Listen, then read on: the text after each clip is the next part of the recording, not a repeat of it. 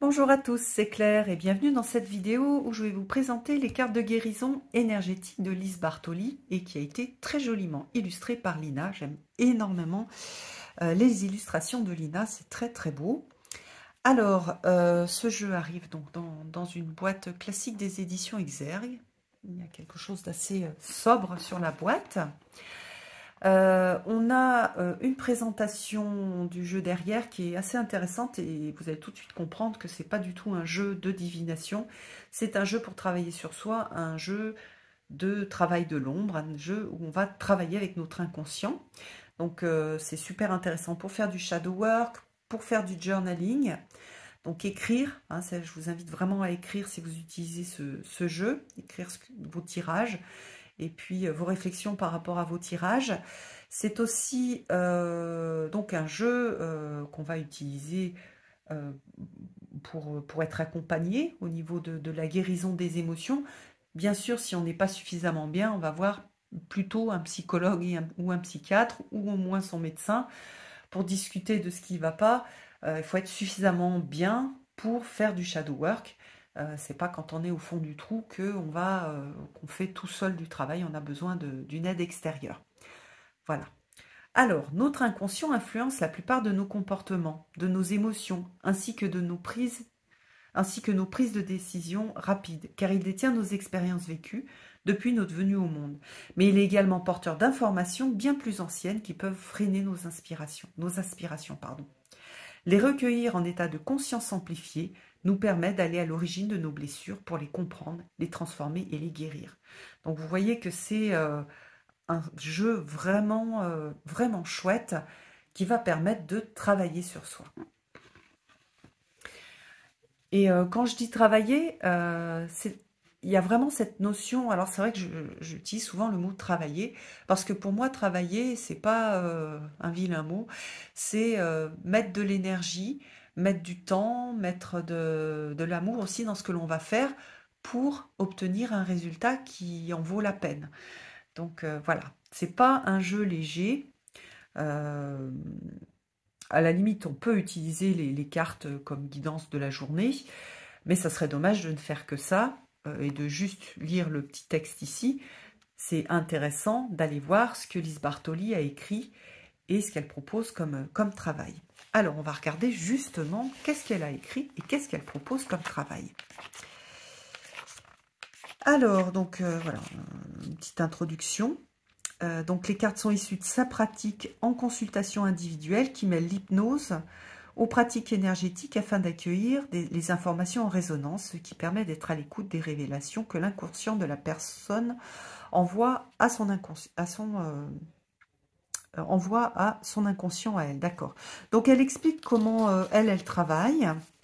Elle présente le coffret. Donc on a 49 cartes. Voilà, avec une carte aussi particulière. Les catégories de cartes. Donc on a des guides spirituels, des blessures d'âme, des empreintes symboliques, des soins énergétiques. Comment est-ce qu'on va réaliser le travail énergétique? Donc qu'est-ce qu'elle propose? On va penser à la question, à ce qui nous préoccupe.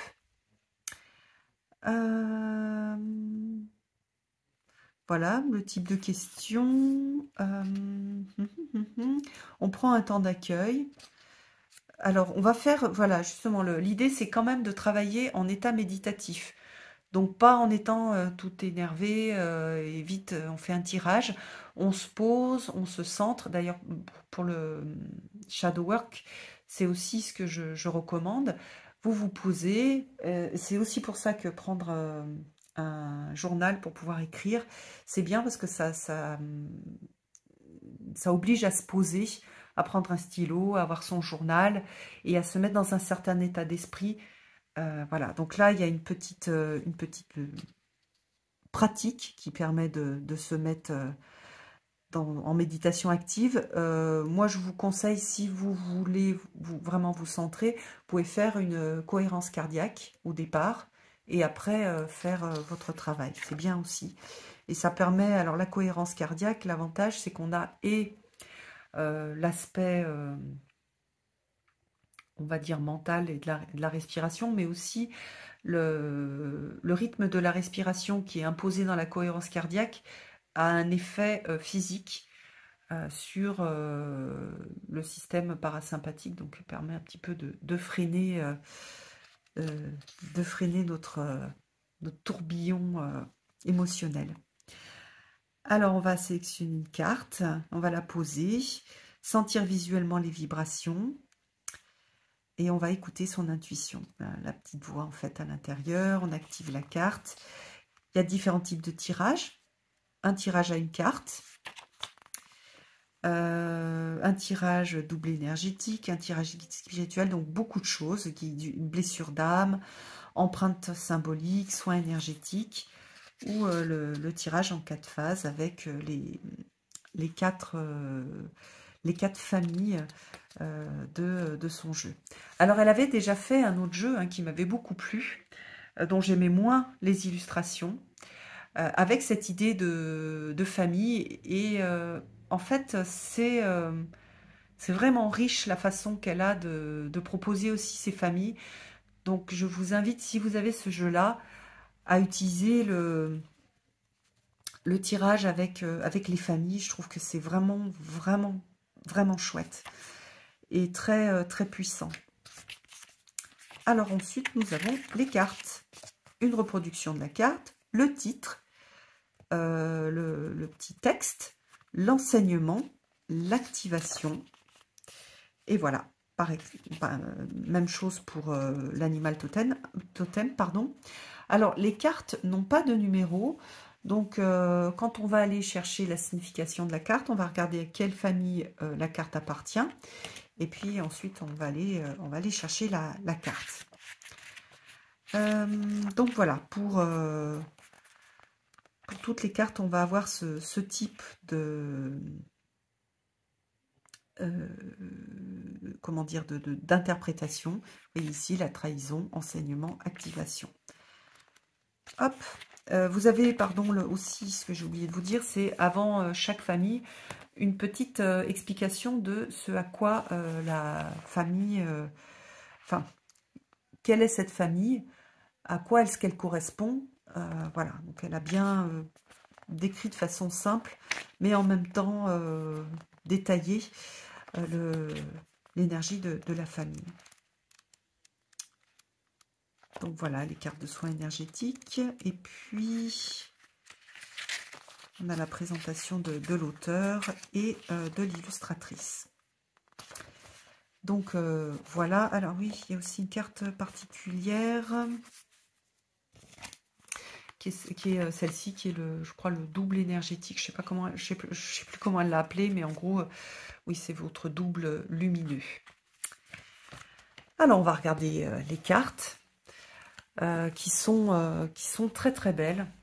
Et je trouve que elles sont bien faites. On a la famille, puisque les familles sont importantes. Ce serait dommage à nouveau d'utiliser que le petit texte en bas. Je vous invite vraiment à faire le travail en profondeur que propose Lise Bartoli. On a le petit texte, et puis on a vraiment des illustrations qui vont très bien avec ce travail de guérison énergétique. Bravo à Lina, elle fait un travail que je trouve vraiment beau. Vraiment, c'est magnifique. Je suis sous le charme. J'adore ce qu'elle fait. Ça a beaucoup de caractère. Et en même temps, c'est très, très délicat. Donc voilà, l'armure, j'adore cette carte. J'aime beaucoup aussi, donc là vous voyez, en même temps que je les montre, tous les thèmes des cartes. Vous voyez, il y a le bâillon, les menottes. Donc là, on est sur les cartes de l'empreinte symbolique. On a l'épée, super intéressant, la corde, on a la chaîne, le cocon vibratoire, la fusion purifiante, le précipice, la tristesse.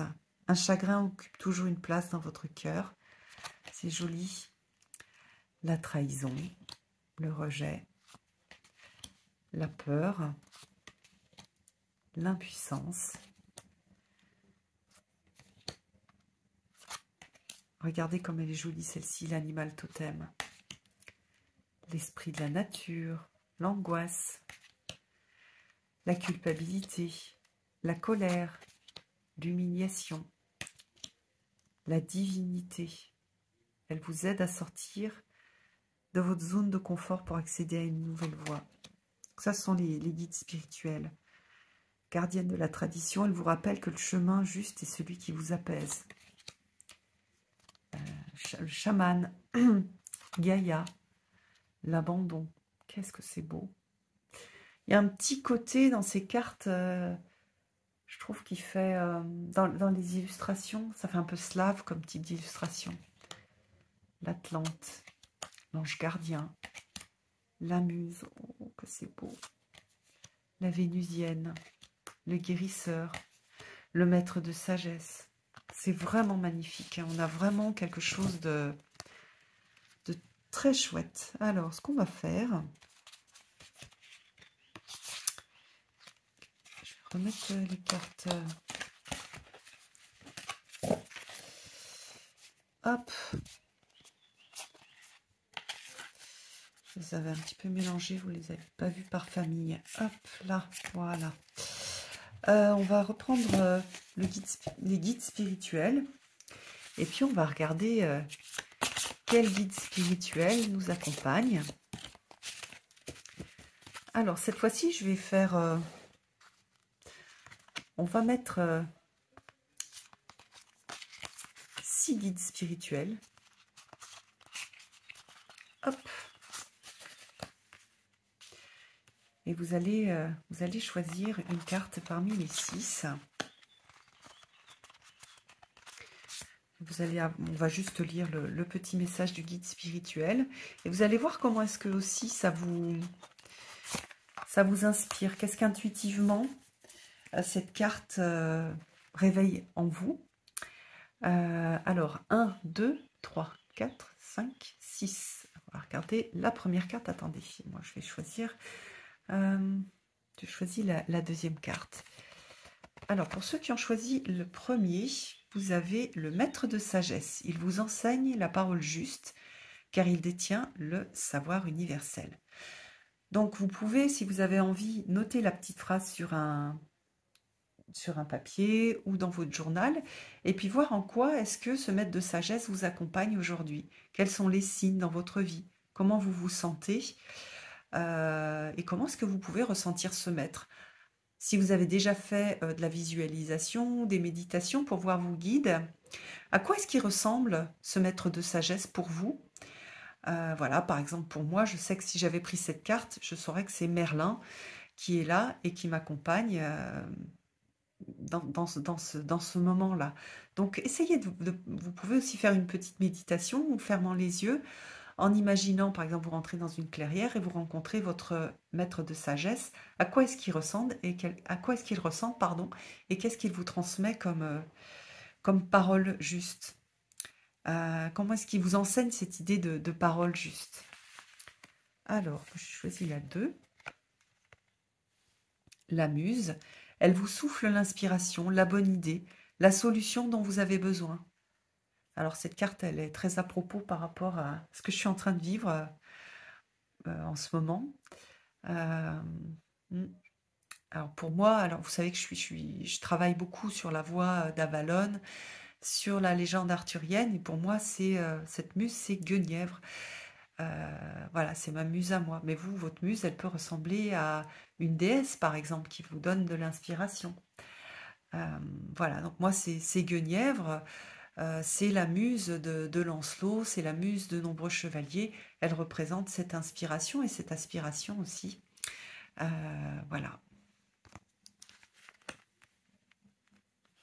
Pour ceux qui ont choisi la 3e, vous avez l'animal totem, donc quelque chose plus en lien avec le monde animal.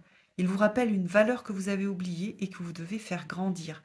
Alors pour ceux qui ont eu cette carte-là, si vous avez le petit oracle de l'animal de pouvoir ou si vous avez un autre oracle avec des animaux, vous pouvez tirer une carte pour avoir une idée de quel type d'animal, quel animal vous accompagne. Et puis, quel type de valeur aussi. Alors, du coup, le petit oracle de le petit oracle des animaux de pouvoir, il est intéressant parce qu'il va vous donner directement l'information.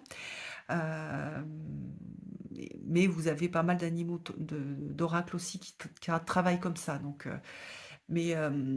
allez voir, alors soit en méditation, soit en utilisant un autre jeu, quel type d'animal vous accompagne et quel type de valeur que vous avez oublié et que vous devez faire grandir vous indique cette carte. Vous pouvez aussi le faire en méditation. Même chose, vous pénétrez dans une clairière et il y a un animal qui apparaît. C'est quel animal et qu'est-ce qu'il vous donne comme information? Vraiment, elles sont chouettes ces cartes. Hein. L'esprit de la nature, à nouveau on est sur de la nature. Il vous enseigne les lois de la nature car il y a un sens caché dans chaque cycle de vie. Donc l'esprit de la nature, c'est l'esprit de... On a aussi cette idée de Gaïa, on a aussi cette idée de fée, avec les lois de la nature auxquelles on ne peut pas échapper. Mais parfois on peut se rebeller contre ces esprits contre ces lois de la nature. Pourquoi est-ce qu'il y a la mort? Qu'est-ce qui se passe? Quelles injustices? Voilà, on peut aussi trouver des choses injustes. Voilà, quelles injustices sont là et qui sont en train de me travailler en ce moment, et voir quel est le sens caché dans chaque cycle de vie. Très intéressante cette carte. Gaïa, elle vous connecte à votre environnement. L'union fait la force. Bon, là, je vais vous reparler du petit oracle de Gaïa. Vous pouvez aussi donc faire un tirage avec Gaïa. En arrière-plan, donc soit avec le petit oracle, soit faire une méditation. Elle vous reconnecte avec votre environnement. Souvent, on se déconnecte, surtout quand on vit en ville, parce qu'on est déconnecté des rythmes de la nature et de la nature qui nous entoure. Mais même à la campagne, on est extrêmement déconnecté de la nature. Donc là, on a cette idée de se reconnecter à son environnement, au cycle. Voilà, on est dans quelle saison? Qu'est-ce qui se passe dehors?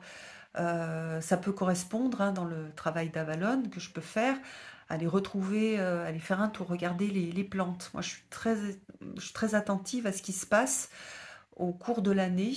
Voilà, quelles sont les plantes qui fleurissent, quelles sont les nouvelles plantes que je peux voir dans mon jardin, que je laisse un peu, je laisse toute une partie sauvage, donc on pourrait dire en friche. Donc il y a plein de nouvelles plantes qui arrivent, qui fleurissent, avec des toutes petites fleurs que j'avais pas pris le temps d'observer. Mais vous pouvez le faire aussi en allant vous promener, même dans les parcs. Regardez quelles sont les mauvaises herbes qui poussent aussi dans les villes.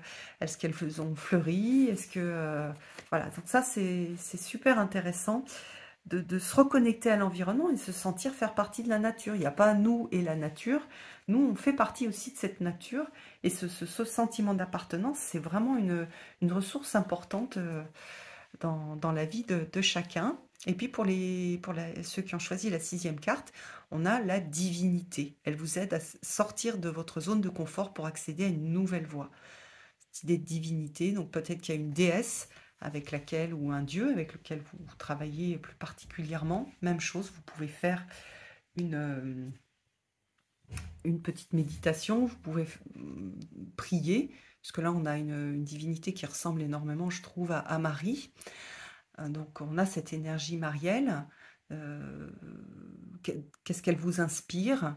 Et comment est-ce qu'elle peut vous aider à accéder à une nouvelle voie, donc une voie supérieure à la divinité. Donc on a cet appel lumineux qui permet d'accéder à cette nouvelle voie.